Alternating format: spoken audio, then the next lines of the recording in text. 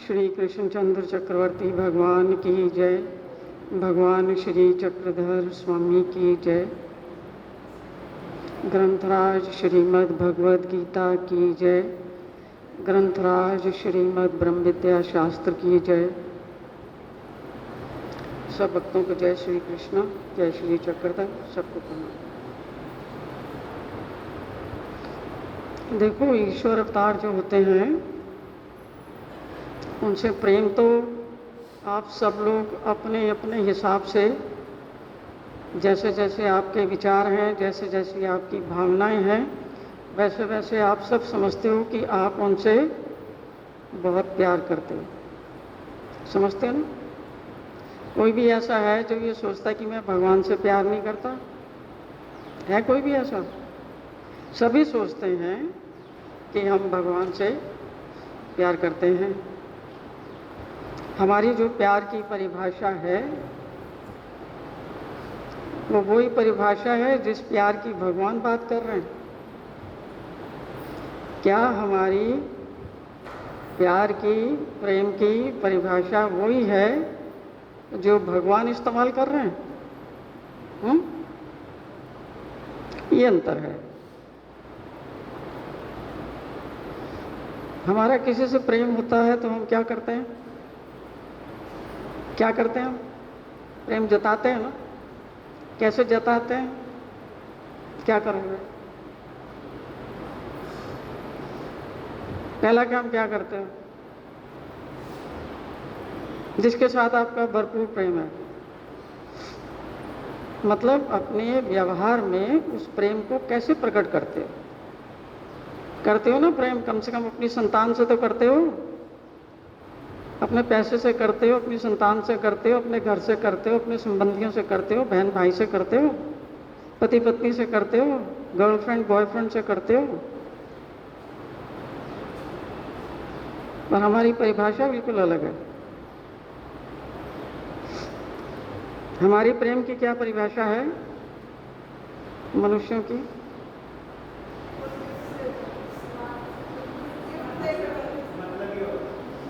हाँ? स्वार्थ है ना उसके पीछे, है ना? अब तुम खुद ही बताओ कि जिस प्रेम के पीछे स्वार्थ है वो कभी प्रेम हो सकता है? कभी भी?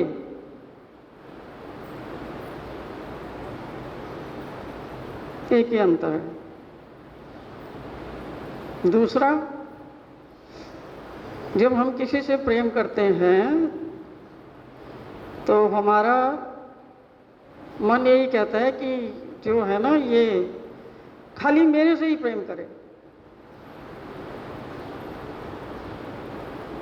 तुम्हारे पति किसी और स्त्री को अगर गौर से देखना शुरू कर दें तो क्या होता है तुम्हारे प्रेम को? या पति की पत्नियां जो हैं किसी पुरुष से बात करते समय उसको ज़रा गौर से चेकआउट करके उससे बात कर रही हैं, क्या होगा उसके प्रेम को? टिक पाएगा? टिक पाएगा? ये कैसा प्रेम है तुम्हारा जो बात करने से ही बिगड़ जाता है? बिगड़ जाता है ना, मन के भाव बिगड़ जाते हैं, चेहरे की रंगत बिगड़ जाती है, अंदर की सारी इनसिक्योरिटीज बाहर आ जाती हैं। ये प्रेम है? ऐसा होता है प्रेम? पत्नी कहती है कि पति सिर्फ और सिर्फ किसका हो? मेरा हो। और पति क्या कहता है? पत्नी सिर्फ और सिर्फ मेरी हो। होती है कभी? या होता है कभी?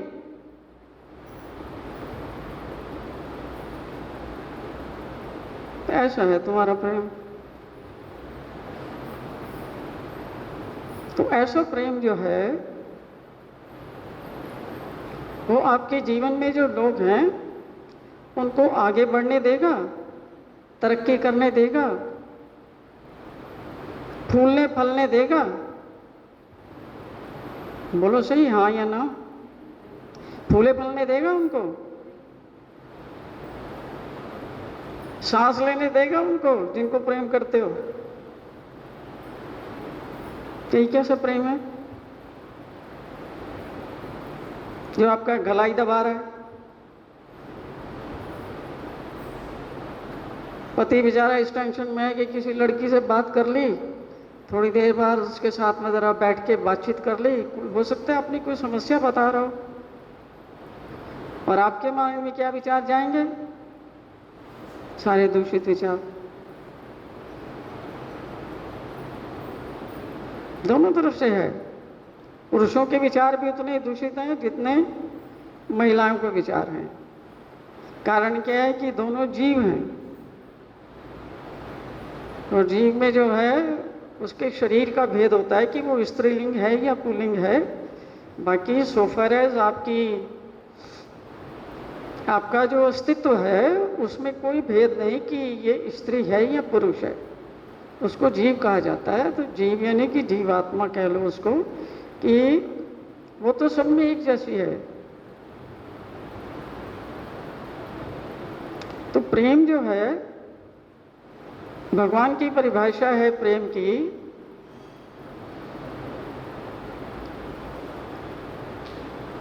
कि जो प्रेमी भक्त होता है, जिसका भगवान से प्रेम होता है, उसकी कसौटी क्या है कि वो भक्त भगवान के वियोग में एक सेकंड भी जीवित नहीं रह सकता।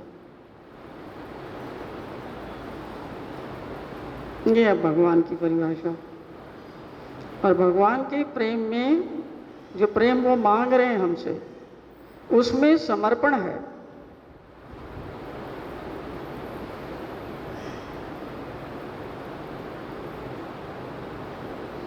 हमारे समाज में जब लड़के और लड़की की शादी होती है तो उसमें भी समर्पण की वादे करवाए जाते हैं, है ना? जो फेरे लेते हो ना, उसमें कहते हो ना कि मैं इनको समर्पित हूँ, और वो भी कहता है कि मैं इनको समर्पित हूँ।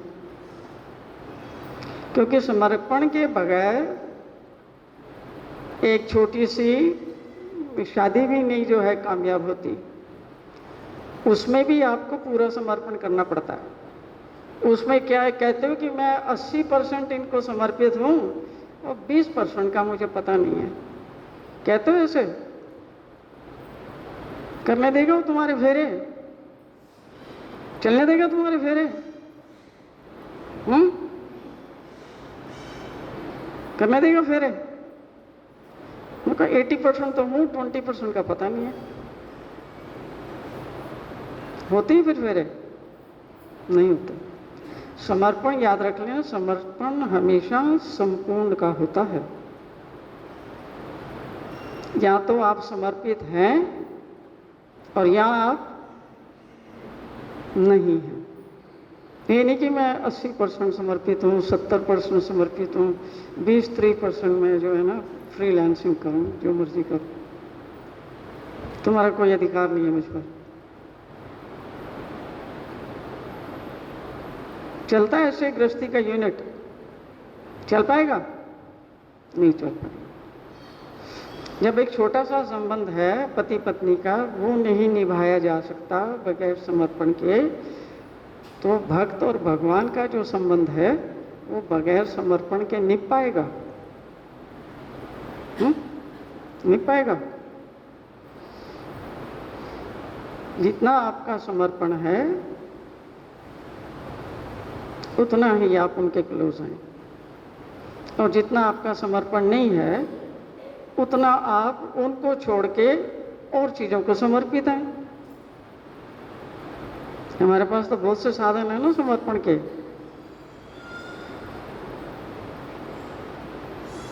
हमने अपना समर्पण दे रखा है, पति को दे रखा है, पत्नी को दे रखा है, पुत्र को दे रखा है, पुत्री को दे रखा है, माता को दे रखा है, पिता को दे रखा है, सासू माँ को दे रखा है, ससुर जी को दे रखा है, बॉस को दे रखा है, पड़ोसियों को दे रखा है जो तुम्हारी जिंदगी चलाते हैं। समर्पित हो ना उनको। जिस जिस को आप समर्पित हो, उसी उसी की आपको हमेशा चिंता रहती है कि वो मेरे बारे में क्या सोचेंगे। उन्हीं को समर्पित हो।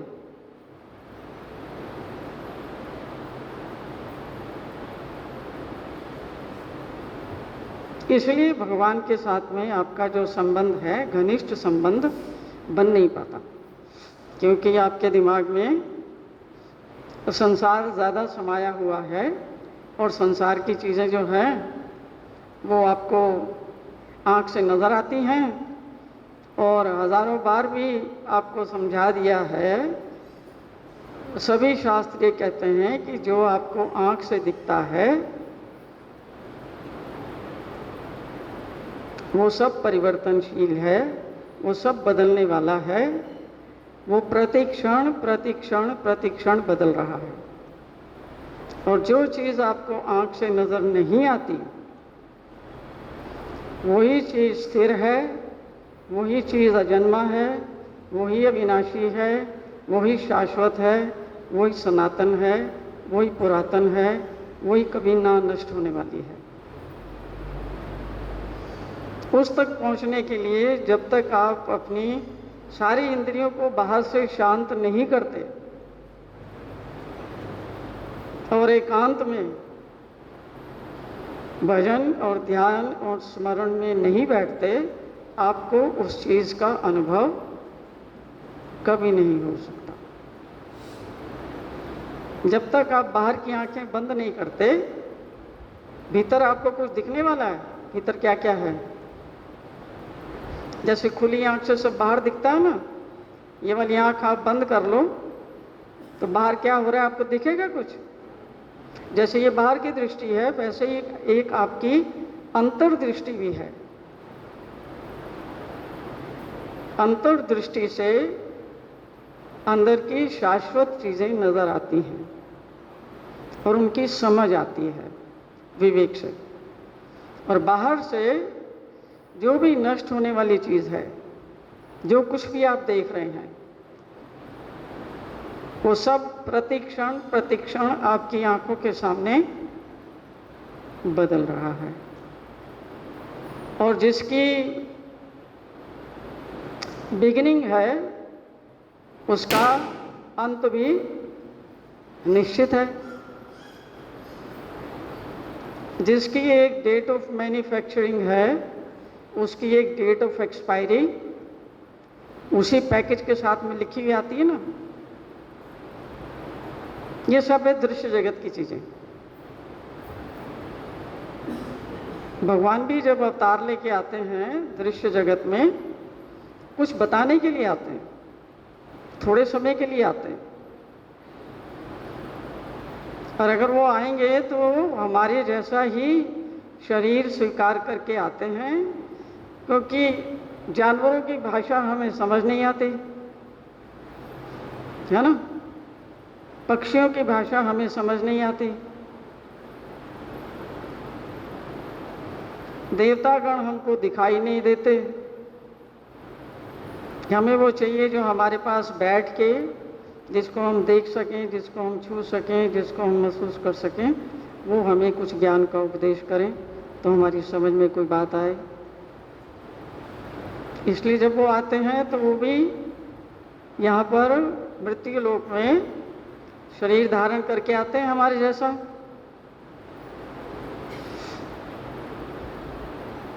और उस शरीर की भी मर्यादा है। वो शरीर भी जितना भी समय उन्होंने स्वीकार किया है, उसके बाद में वो शरीर भी, उस शरीर को भी क्या होना पड़ता है?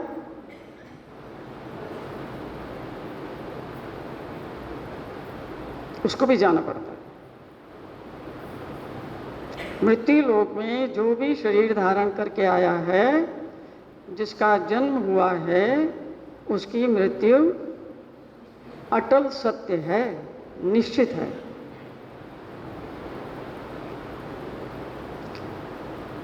और जो अजन्मा है, अविनाशी है, जिसकी कभी ना जन्म हुआ है, जिसका जन्म ही नहीं हुआ, उसकी मृत्यु हो सकती है क्या?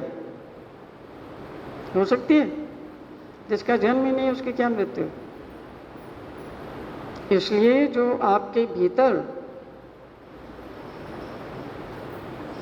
जिस चीज़ ने आपको जीवित रखा हुआ है,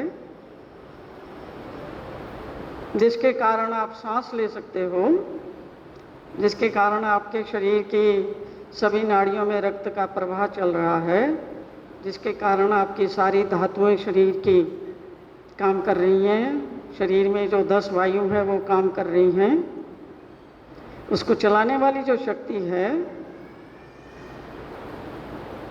जब तक वो इस शरीर में है तब तक ये शरीर जीवित कहा जाता है। और वो शक्ति जो है जब वो शरीर में नहीं रहती तो इस शरीर को क्या बोलते हैं?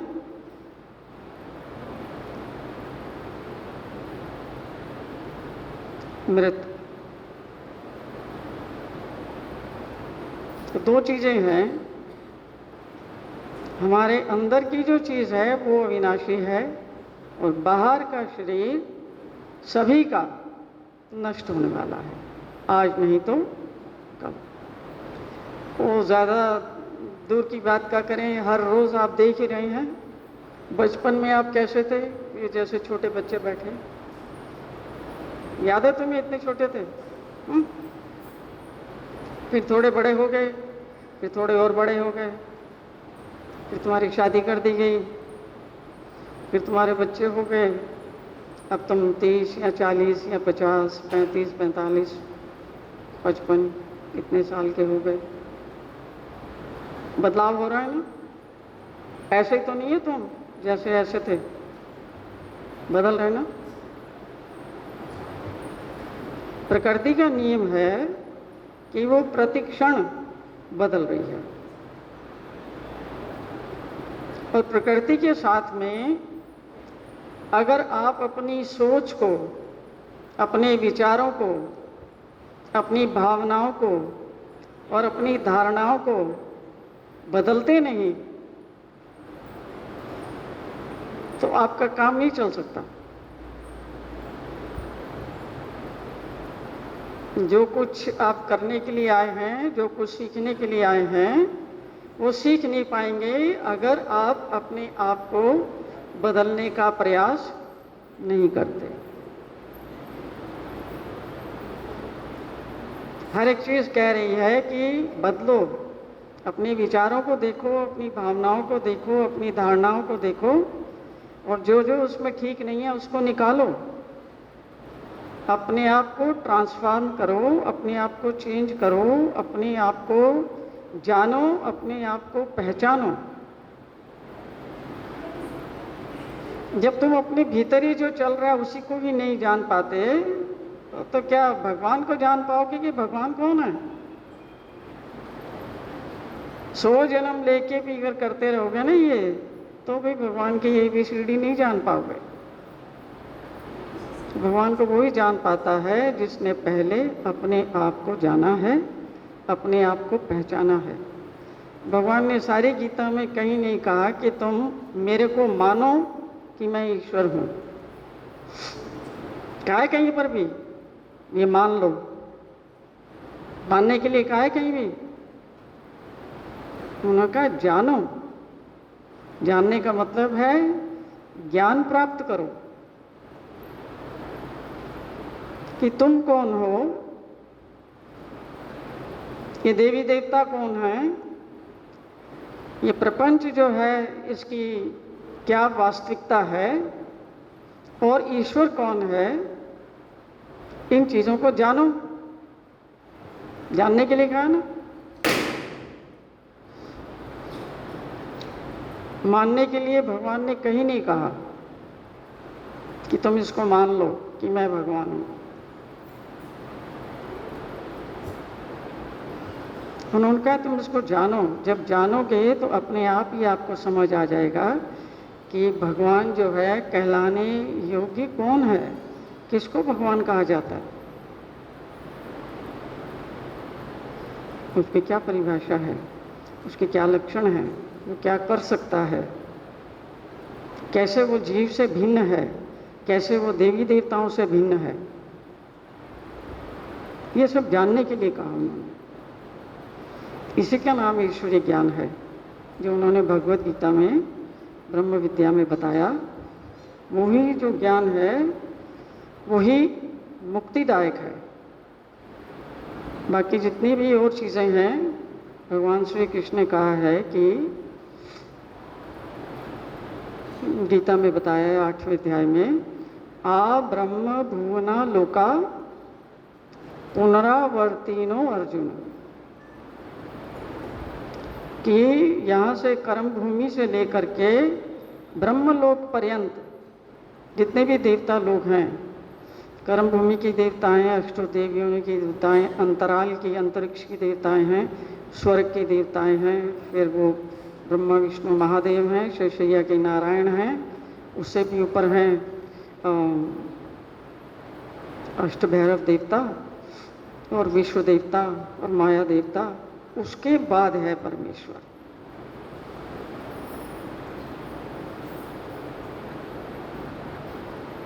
माया को माया ब्रह्म भी कहते हैं, और उससे ऊपर ब्रह्म है और फिर परमेश्वर है। तो भगवान कहते हैं कि आ ब्रह्म भुवना लोका, कि छोटे से छोटे पृथ्वी लोक से, मृत्यु लोक से, यहाँ से कर्म भूमि से लेकर के ब्रह्मलोक पर्यंत जितने भी देवता लोग हैं, वो सब के सब पुनरावर्ती हैं। मतलब वहाँ जाने के बाद में थोड़े समय तक आप वहाँ रह सकते हैं, और फिर वहाँ से आपका दोबारा जब आपका पुण्य क्षीण हो जाता है, तब आपको वापस मृत्यु लोक में लौट के आना पड़ता है। तो वहाँ पर भी आपकी, जिसको कहते हैं ना, नित्य मुक्ति नहीं होती। देवताओं की मुक्ति मिलती है, लेकिन वो नित्य मुक्ति नहीं है। नित्य मुक्ति के लिए आपको परमेश्वर के पास जाना पड़ता है। उसके लिए भगवान ने कहा है कि अगर तुम मेरी भक्ति करते हो, माम उपेत्य तु कौन्तेय पुनर्जन्म ना विद्यते, कि अगर तुम मेरी भक्ति करते हो तो आपका पुनर्जन्म नष्ट होता है। नहीं तो बार बार आप आते रहेंगे या बार बार आप जाते रहेंगे। अब उनकी भक्ति करने के लिए कलयुग के समय में जो भगवान का सारा फोकस है गीता ब्रह्म विद्या में, कि कैसे आप अपने आप को ईश्वर भक्ति के योग्य बना सकते हैं।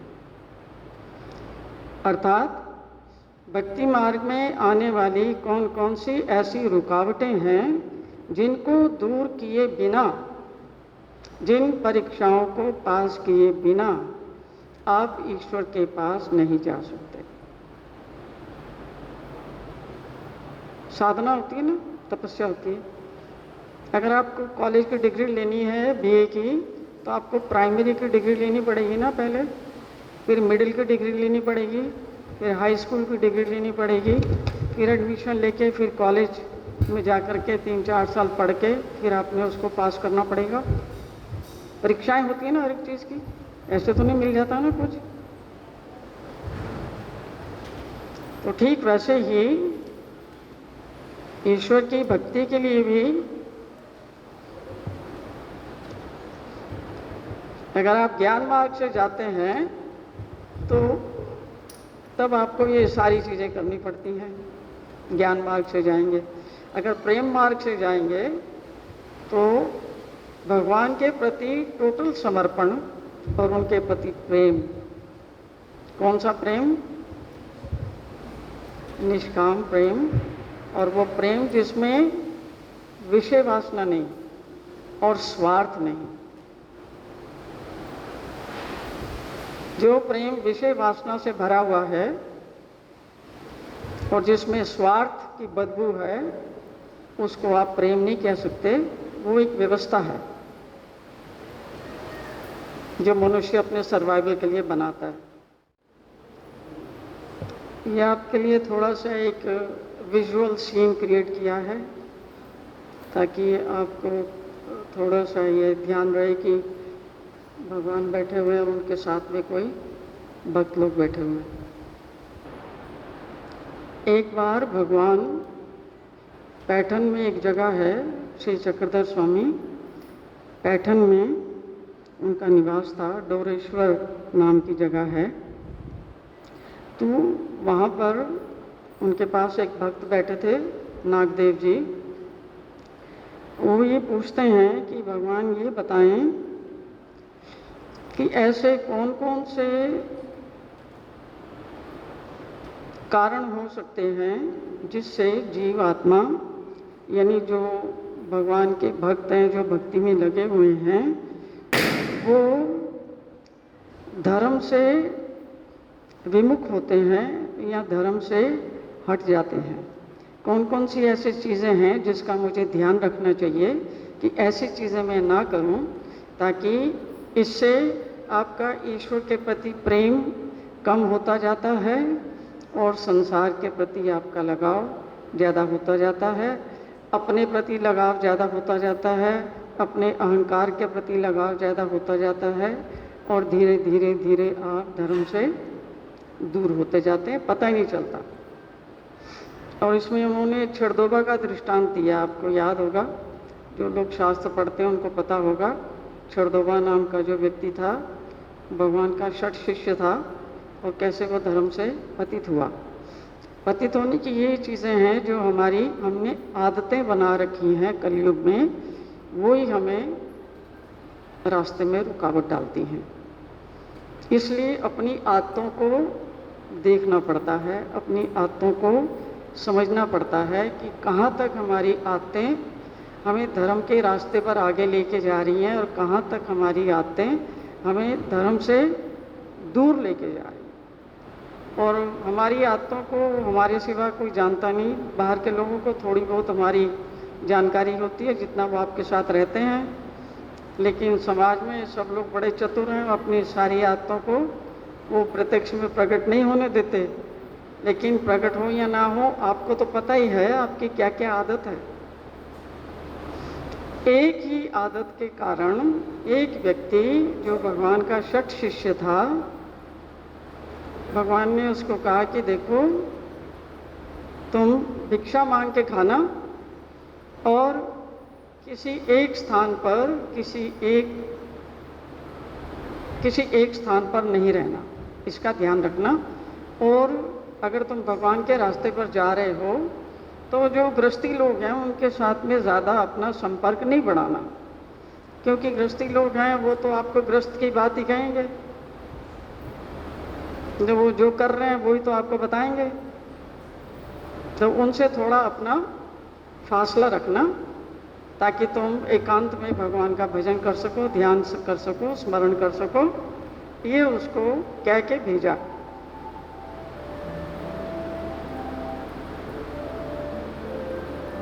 वॉल्यूम छोटा कर दो, वॉल्यूम।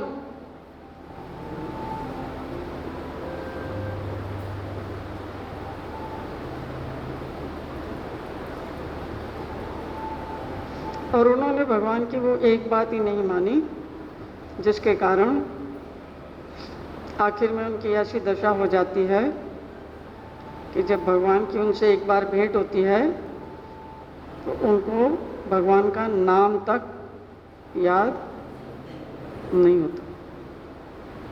भगवान के जो शिष्य थे नागदेव जी, उनको उनका नाम याद था। तो उनको पूछा गया है कि भाई आप बताओ, आप किसकी भक्ति करते हो, आपके इष्ट कौन है? वो कह रहा, अरे हाँ भक्ति तो करता था ना, कोई नागदेव रावल करके थे, वो थे। तो मतलब भगवान का वो पहला शिष्य था, उसको भगवान ने एक एक चीज़ अपने आप समझाई थी और उसने पूरी चीज़ को समझा था।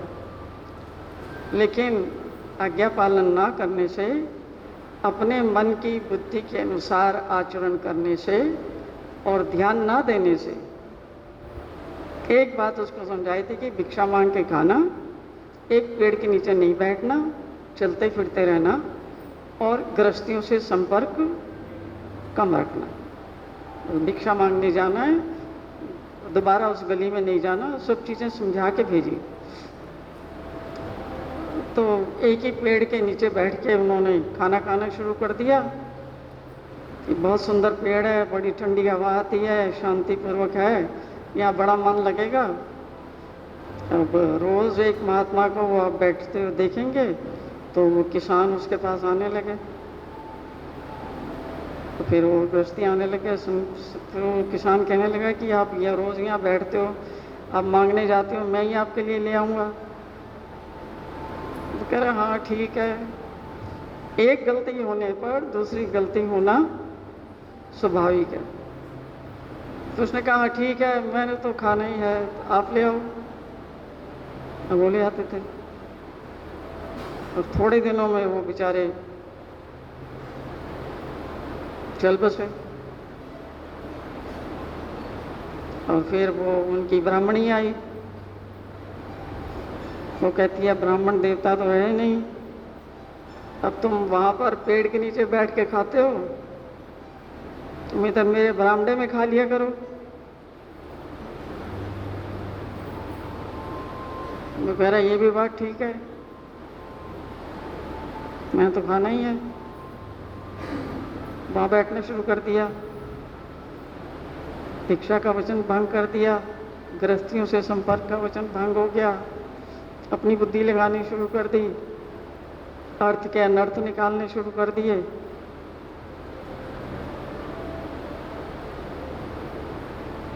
अब उस ब्राह्मणी से, उसके बच्चों से उसका प्यार हो गया, उनके साथ ही रहने लगा। और एक बार भगवान ऐसे बैठे हुए थे किसी जगह पर, वहाँ से उनको जाता हुआ दिखाई दिया। भगवान ने अपने भक्तों में जो एक बैठी हुई अवसा माता, इसको भेजा कि जाओ वहाँ पता करके आओ कि उसके गुरु कौन हैं।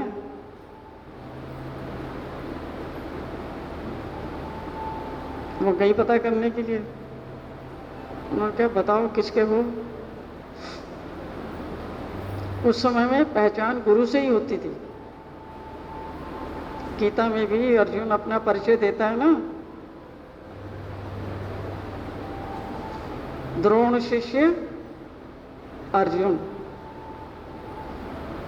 तो उसने कहा कि अच्छा अरे मैं करता तो था कुछ, नागदेव राहुल है मेरे गुरु का नाम।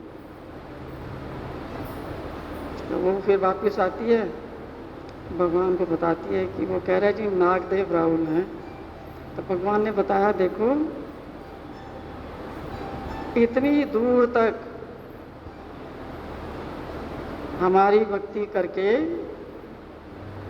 आज्ञा पालन ना करने के कारण, अपनी बुद्धि लगा लेने के कारण वो किस प्रकार धर्म से भ्रष्ट हुआ कि आज उसको हमारा नाम तक भी याद नहीं है, तो भक्ति क्या करेगा।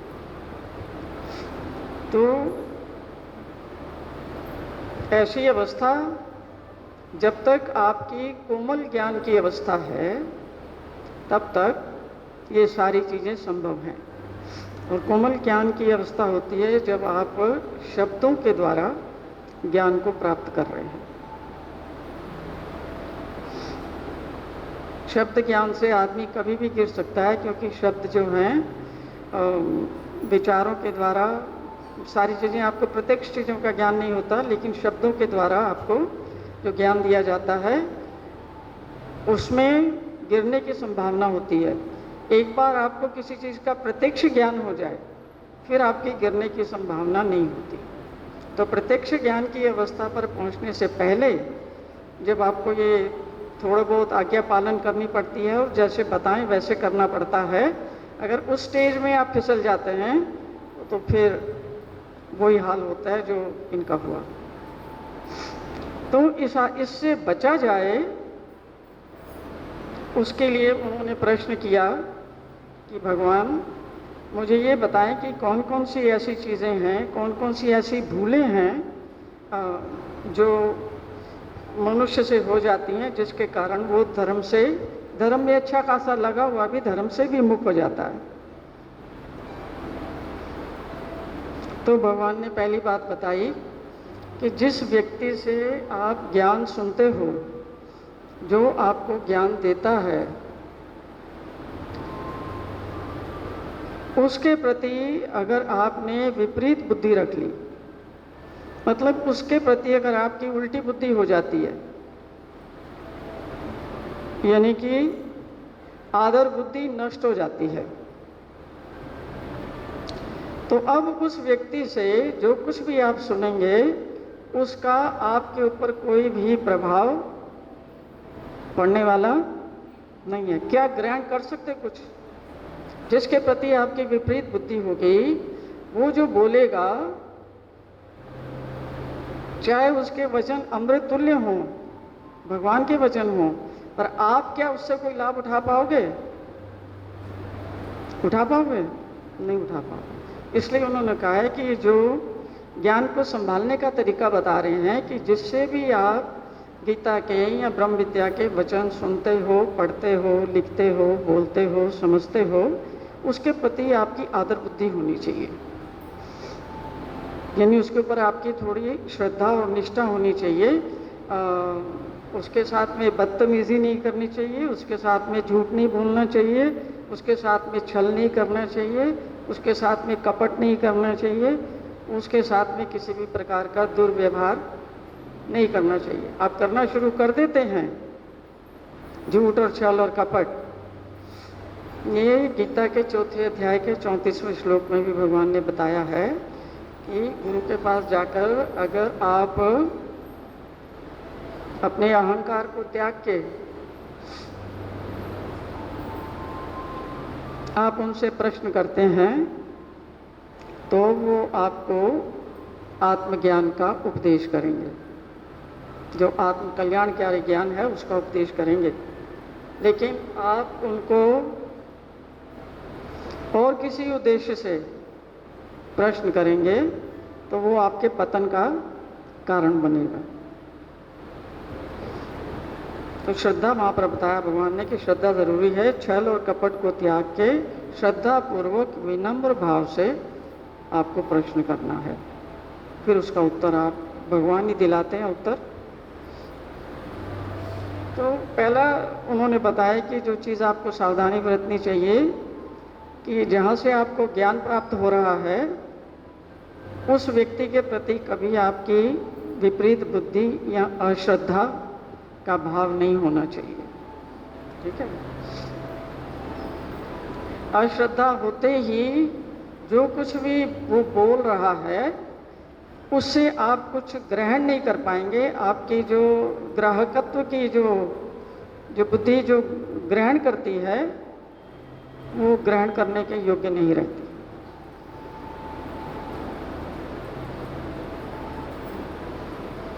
और अगर आप उसकी निंदा करते हैं, 4 आदमी मिलके, जैसे उसने कोई पढ़ाई कोई चीज़ गीता में से ब्रह्म विद्या में से वो आपने पढ़ ली, सुन ली, और उसके बाद 4 आदमी बैठ के गुरु की निंदा करते हैं। निंदा समझते हैं? वो ऐसा है, वो ऐसी है, वो वैसा है, वो वैसी है, वो करते हैं। तो ऐसे लोग जो हैं भगवान कहते हैं कि विपरीत बुद्धि के कारण उनका जो भी उनको थोड़ा बहुत पता होता है वो भी उनके काम का नहीं रहता। इसलिए धीरे धीरे आदमी जो है उस ज्ञान से लाभ नहीं उठा पाता और फिर इवेंचुअली वो धर्म से दूर चला जाता।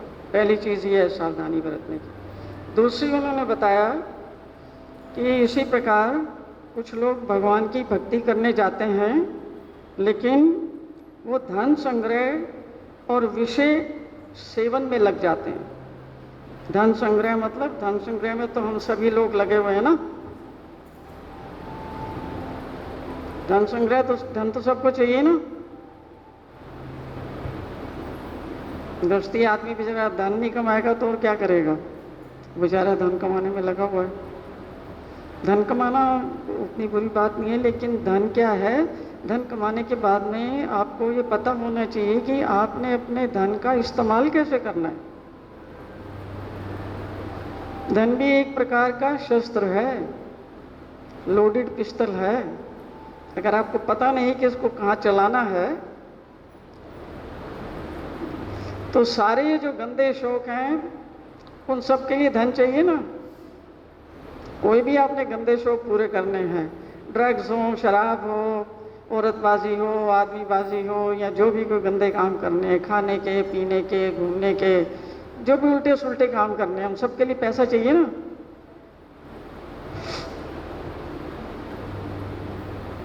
तो पैसे का इस्तेमाल करना आना चाहिए। धन पर से बुरा नहीं है, पर धन जो है अगर आपको समझ नहीं कि उसका सही उपयोग कैसा है, तो वो धन आपके पतन का कारण बनता है। क्योंकि धन से सब प्रकार के विषय भोग खरीदे जा सकते हैं। जितनी मर्जी आप औरतों के साथ विषय भोग करो, जितने मर्जी आदमियों के साथ विषय भोग करो, जितने मर्जी खाओ पियो घूमो, जो गलत काम करो, धन से सब होता है ना। पैसा फेंक और तमाशा चालू है। अब ये करेंगे हम तो फिर क्या होगा, भक्ति का क्या होगा, धर्म का क्या होगा, निभा पाएंगे? इसलिए दूसरी चेतावनी दी भगवान ने।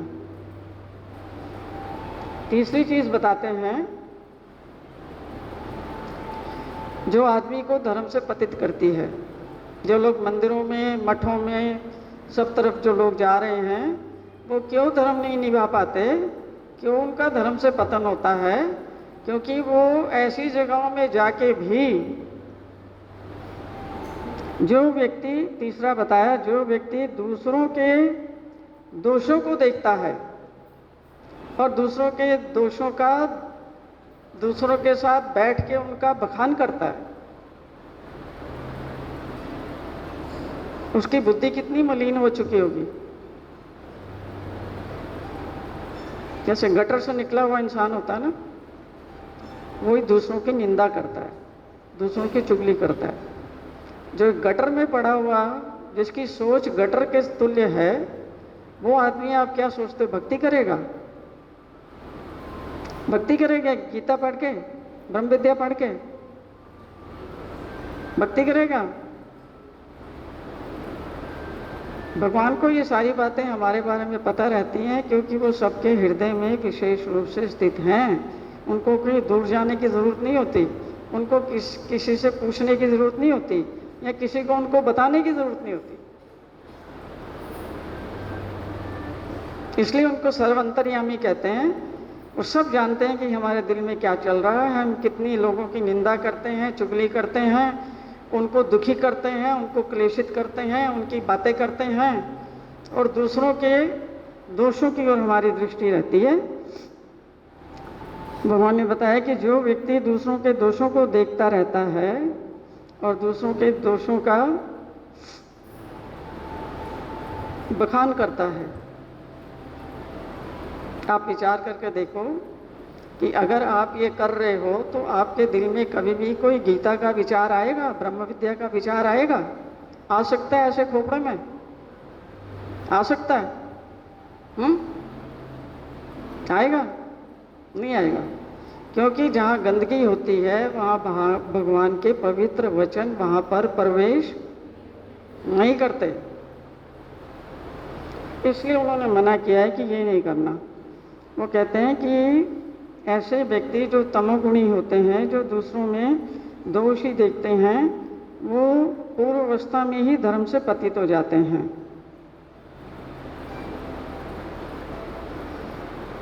और कह रहे हैं जो द्रव्य का सेवन करता है वो तो पहले पैसा इकट्ठा करेगा, फिर पैसे से फिर अय्याशी करेगा, उसको थोड़ा टाइम लग जाएगा, पर जाएगा वो भी धर्म से। पर ये जो दोष देखने वाला है, दोषों का बखान करने वाला है, दोषों का प्रसार प्रचार करने वाला है, वो व्यक्ति धर्म से बहुत जल्दी फारिग हो जाता।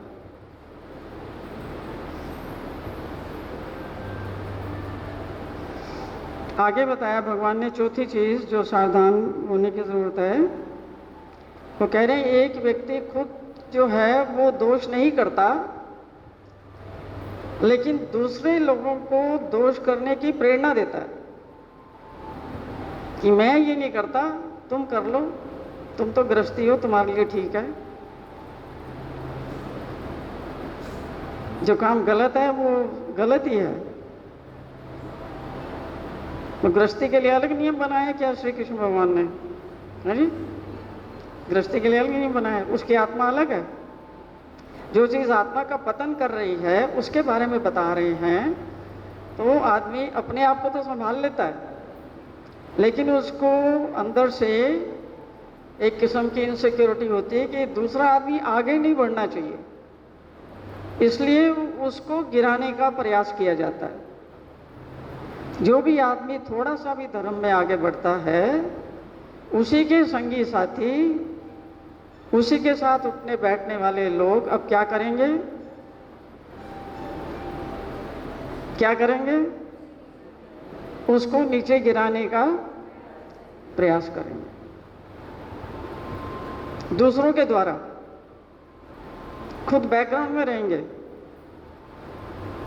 अब उनको ये नहीं पता कि जो सर्वंतर्यामी परमेश्वर है वो देख रहा है कि आप दूसरे को नीचे गिराने का प्रयास कर रहे हैं, तो वो आपको भक्ति में आगे बढ़ाएगा? परमेश्वर बढ़ा सकता है, वो आपको आगे नहीं बढ़ाएगा।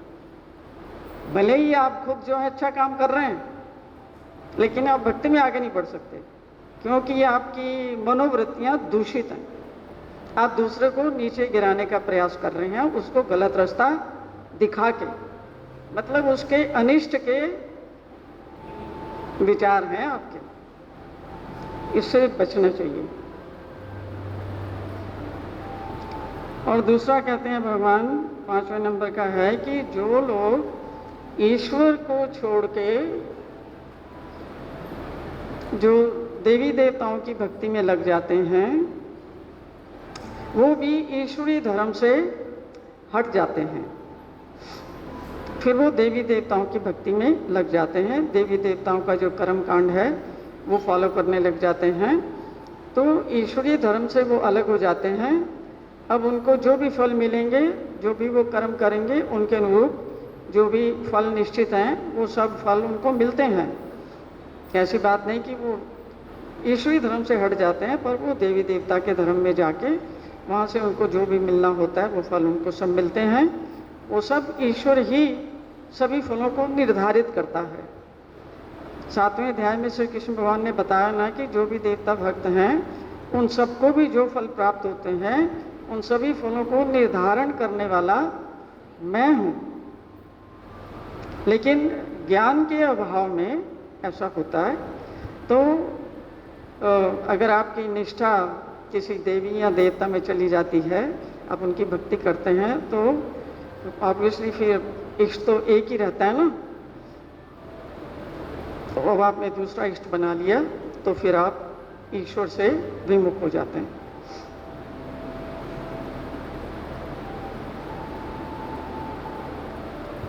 अब उन्होंने पूछा कि भगवान, ये जो ईश्वर भक्ति से आदमी विमुख होके देवी देवताओं में चला जाता है, ये विकल्प का जो आचरण करता है, इसका कारण क्या है?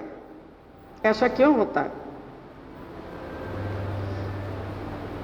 भगवान बताते हैं कि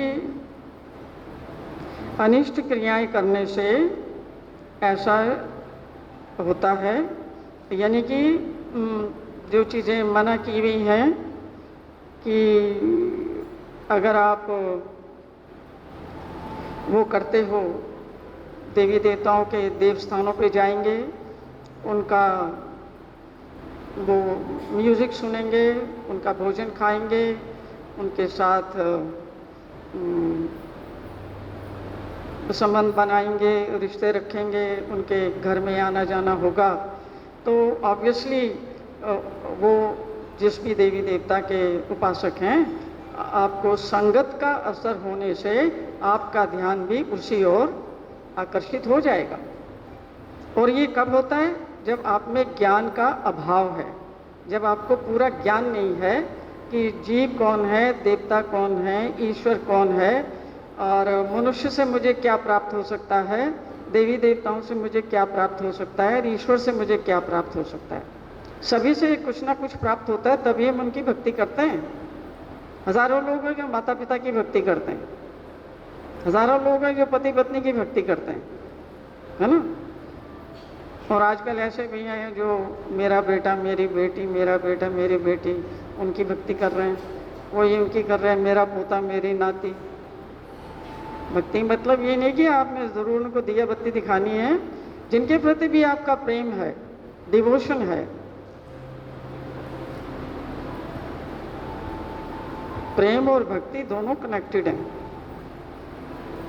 जहां जहां आपका प्रेम है उसी उसी की भक्ति हो रही है।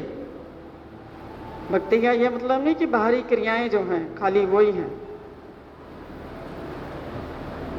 कि हम प्रेम तो संसार से करें और यहाँ पर आरती आके श्री कृष्णा की उतार लें तो हम कृष्ण भक्त हो गए, कृष्ण भक्त हो जाएंगे, हैं? प्रेम तो हमने दिल तो दे रखा संसार को, और यहाँ के आरती उतार रहे हैं श्री कृष्ण की, तो कृष्ण के भक्त हो जाएंगे। तो क्रियाएं जो हैं एक थोड़ा सा हिस्सा है। असली जो चीज़ जो मायने रखती है वो है कि आपकी विचारधारा, आपके दिमाग में क्या चल रहा है, आपका लगाव कहाँ है, आपकी आसक्ति कहाँ है। अगर जिनके साथ आप उठते बैठते हैं, संगत के बारे में तो सभी शास्त्र कहते हैं कि संगत का मनुष्य के ऊपर भारी असर होता है। चोरों की संगत में बैठ जाओ तो चोरी करने की आदत पड़ जाएगी, साधु के पास आ जाओ तो जो साधु करता है वो करने की आदत पड़ जाएगी, जुआ खेलने वाले के पास बैठ जाओ तो पत्ते लगाने की और खेलने की आदत पड़ जाएगी, शराबी के पास बैठ जाओ तो पीने की आदत पड़ जाएगी, पड़ेगी ना। संगत का हमारे ऊपर बड़ा असर होता है, इसलिए भगवान ने बताया कि संगत आपने देख के करनी है कि अगर आप ईश्वर भक्ति में हैं तो आप ईश्वर की संगत करें। आपके पास गीता है, सबके पास में ब्रह्म विद्या है, उसकी संगत करें। बाहर की संगत आपको और कोई करने की ज़रूरत ही नहीं है। एक घर में ही जो है कोई श्री कृष्ण भगवान को मानता है, कोई शिव जी को मानता है, कोई बालाजी को मानता है, सबकी अपनी अपनी मान्यता है। भगवान भी किसी की मान्यता को चेंज नहीं करते। तो कहते हैं जो जी जहाँ लगा हुआ है मैं उसको वहीं लगा रहने देता हूँ, मैं उसकी निष्ठा उसी में स्थिर करता हूँ। क्योंकि सारी स्टेजेस हैं, इन सब से हो करके, इन सब से गुजर के आपको सुप्रीम के पास पहुँचना पड़ता है जो सर्वशक्तिमान है।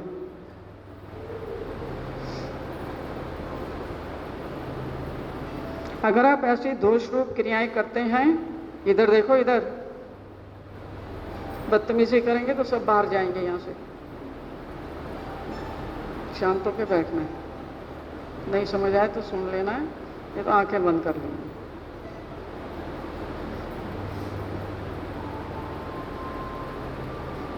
वो कह रहे हैं कि जब इनमें से कोई भी दोष रूप क्रिया आप करते हो उसका प्रभाव क्या होता है,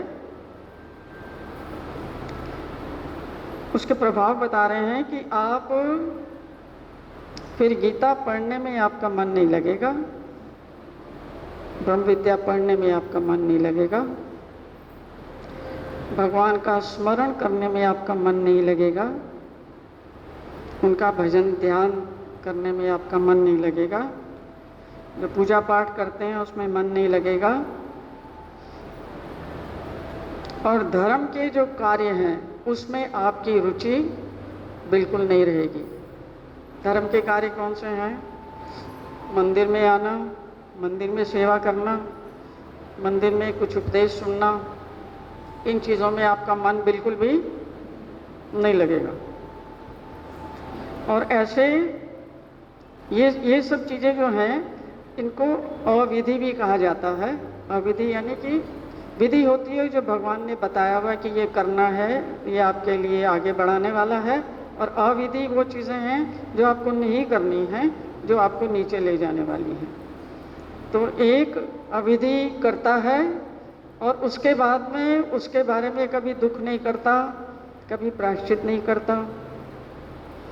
अगले दिन, अगले हफ्ते, अगले साल वो क्या करेगा? उससे भी और बढ़कर गहरा दोष करेगा, और दोष करते करते क्षमा मांगने का उसको कभी विचार आएगा? क्षमा मांगने का विचार ही नहीं आएगा। और ऐसे एक विधि से दूसरी विधि बढ़ती जाती है, और बहुत सारी हीन क्रियाओं के हो जाने के कारण फिर वो धीरे धीरे धीरे उसको खुद भी नहीं पता लगता कि वो धर्म से कितना दूर जा चुका है। जो लोग गीता से और भगवान श्री कृष्ण के वचनों से 1 साल या 2 साल या 3 साल या 6 महीने दूर रहते हैं, उनको पता है वापस आने में कितना टाइम लगता है। आ जाते हो अगले दिन दोबारा पढ़ना शुरू हो जाता है, क्योंकि बहुत आपने गैप डाल दिया। गैप डाल दिया मतलब बहुत सारी अनिष्ट क्रियाएं करनी शुरू कर दी, मतलब सोच बिगड़ गई, विचार बिगड़ गए, भावनाएं बिगड़ गई। अब उसको वापस ट्रैक पे लाने के लिए अब बहुत टाइम लगेगा। ये भगवान ने सावधानियां बताई हैं कि इनसे आदमी को बचना चाहिए।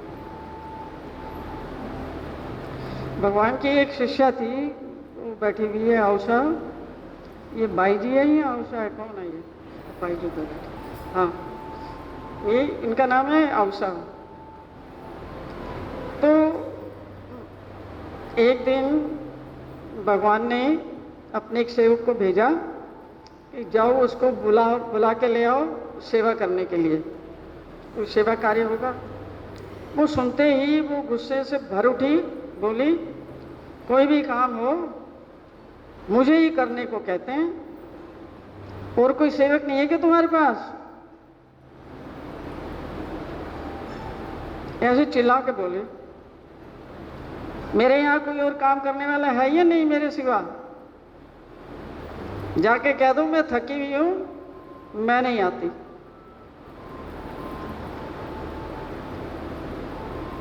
सुन रहे हैं? वो उसने बताया कि भगवान को कि देखो ऐसे ऐसे बोल रही है। फिर थोड़ी देर बाद जब वो आती है भगवान के पास में, तो भगवान बताते हैं कि नायिका, ऐसा क्रोध तो तमोगुण का प्रतीक है, ये बिल्कुल ठीक नहीं है। जो व्यक्ति राजस और तामस का त्याग करके सत्व में स्थित होता है, वो ही हमारी बात मान सकता है, और उसी को ईश्वरीय धर्म पालन करने का अधिकार है। दूसरे किसी को ईश्वरीय धर्म पालन करने का अधिकार नहीं है। और फिर भगवान ने कहा कि राजसी और तामसी व्यक्ति ईश्वरीय धर्म के अधिकारी नहीं होते। किसी भी एंगल से वो ईश्वरीय धर्म के अधिकारी नहीं होते। ईश्वर के धर्म का पालन करने के लिए जीव को ईश्वर की आज्ञा का पालन करना पड़ता है, और ईश्वर की आज्ञा आप तभी पालन कर सकते हो जब आप अपनी राजसी और तामसी विचारों को और राजसी और तामसी भावनाओं को जब छोड़ते हो, तब आप योग्य बनते हो ईश्वर की बात को मानने के। भगवान कहते हैं कि रज और तम में रहने वाला जीव ईश्वर की आज्ञा पालन नहीं कर पाता, अतः वह ईश्वरीय धर्म प्राप्ति का अधिकार खो बैठता है। इसलिए तुम राजस और तामस का त्याग करके सत्व गुण में स्थित होकर धर्म आचरण करो। अब वो आगे से क्या बोलती है? ये तुम्हारे और जो चेले चपाटे बैठे हुए हैं, ये तो नहीं करते, ये क्यों नहीं करते आचरण? ये उसका अगला प्रश्न था। तो ये सारे लोग ये जो बैठे हुए हैं, ये ऐसा क्यों नहीं करते जैसा आप बताते हो? उसी क्रोध की मुद्रा में उसने पूछा। भगवान ने समझाया कि देखो ऐसा मत करो, जो भी व्यक्ति आचरण करता है वो उसका अपना स्वयं का आचरण होता है, और धर्म उसी का होता है जो धर्म को निभाता है। दूसरे लोग क्या कर रहे हैं ये तुम्हारी समस्या नहीं है, क्योंकि दूसरे लोग जो करेंगे, जो भी उनका कर्म होगा, जैसा कर्म होगा वैसा ही कर्म फल उनको मिलेगा। पर तुम तो अपना काम करो ना, तुम्हें जो बताया गया। दूसरों के आचरण की ओर अपना ध्यान बिल्कुल मत दो कि दूसरे क्या कर रहे हैं, उससे तुम्हें क्या फायदा होगा।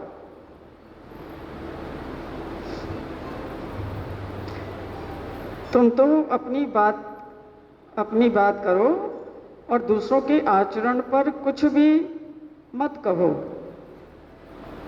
हम जो तुम्हें कह रहे हैं सिर्फ उसकी आज्ञा का पालन करो आप। उसने कहा ठीक है महाराज, जैसा आप कह रहे हैं मैं वैसा करूंगी। तो अवसर के शांत होते ही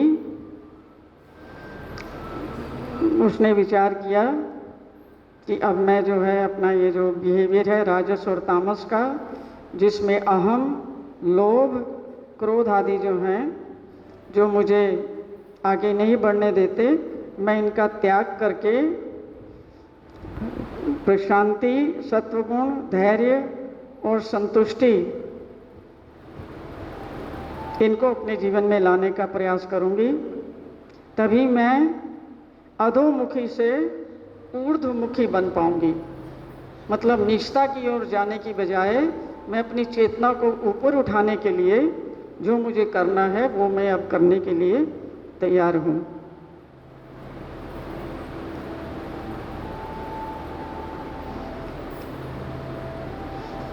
वो यहीं पर रोक देते हैं, यहाँ पर ये लीला खत्म हो जाती है। तो हमारे लिए क्या संदेश है, ये जो 5-7 चीज़ें बताई गई हैं उनका ध्यान रखना है। और जो अवसर को निमित्त करके भगवान ने बताया कि राजसी और तामसी प्रवृत्तियाँ जो हैं हमारे अंदर, जब तक हम उनको छोड़ते नहीं तब तक हम ईश्वर भक्ति में आगे नहीं बढ़ सकते। राजसी और तामसी प्रवृत्तियों के ऊपर श्री कृष्ण भगवान ने गीता जी में 16वां अध्याय बहुत डिटेल से उन्होंने समझाया है कि देवी प्रकृति के क्या लक्षण हैं और आसुरी प्रवृत्ति के क्या लक्षण हैं। आसुरी प्रवृत्ति के जो भी लक्षण हैं वो सभी राजसी और तामसी पुरुषों के लक्षण हैं, पुरुष यानी व्यक्तियों के लक्षण हैं। और जो देवी प्रकृति के लक्षण हैं वो सात्विक गुण प्रधान वाले लोगों के लक्षण हैं।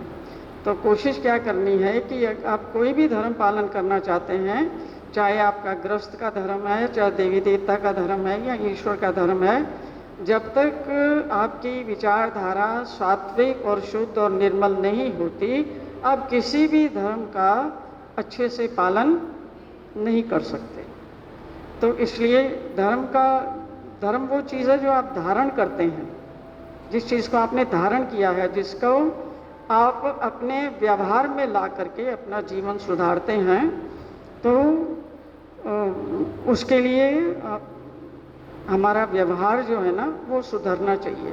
ये है भगवान का मतार्थ कि हमारे जो ज्ञान की बातें हम सुनते हैं वो खाली सुनने तक ही नहीं रहनी चाहिए, उन्होंने हमारा जीवन परिवर्तन करना चाहिए।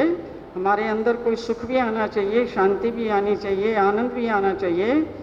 और वो कैसे आएगा, जब हम उन चीज़ों को अपने व्यवहार में उतारेंगे। जब तक चीज़ आपके व्यवहार में नहीं आती, उसका मतलब है कि आपको उसकी पूरी समझ अभी नहीं आई। वो आपकी मेमोरी में है, मेमोरी में तो बहुत कुछ है। हाँ, यहाँ का प्रधानमंत्री कौन है, उधर का प्रधानमंत्री कौन है, 15 साल पहले क्या हुआ था, 20 साल पहले क्या हुआ था, वहाँ क्या हो गया, इधर क्या हो गया, सब मेमोरी में है ना। जो आप देखते हैं, न्यूज़ में देखते हैं, टीवी में देखते हैं, अखबार में पढ़ते हैं, वो सब मेमोरी में है। और उससे आप फ़ायदा नहीं उठा सकते जब तक आप उसको अपने व्यवहार में नहीं लाते। और हमारे व्यवहार के लिए हम ही जिम्मेदार हैं। हमारा व्यवहार अगर लोगों को देख के होता है कि इसके कारण मैं ऐसा नहीं कर रही, उसके कारण मैं ऐसा नहीं कर रही, उसके कारण मैं ऐसा नहीं कर रही, तो ये सब बेकार की बात है। इससे आदमी अपना ही नुकसान करता है। अपना व्यवहार संभालो, ठीक है। अपने राजस तामस का त्याग करो और सत्व में स्थित हो जाओ, ताकि हम धर्म में टिक सकें और धर्म अपना आगे निभा के अपने आत्मकल्याण के रास्ते पर जाके अपने इस मनुष्य जीवन को सार्थक कर सकें।